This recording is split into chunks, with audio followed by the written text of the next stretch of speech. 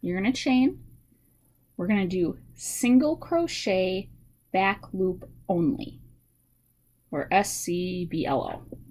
So normally for a single crochet, you would go through both of those guys right there.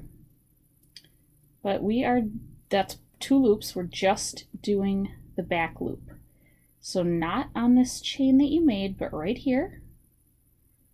Insert your hook just in the back loop. Pull that yarn up. Pull through. So we're going to do that 17 times. Right there, back loop.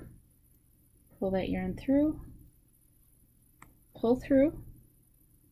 So that was 2, 3, 4,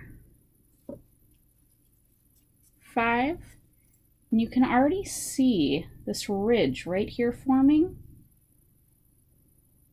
and that's what creates this alternating ridge here, because we're going to do back loop the other way too, so that would be on this side.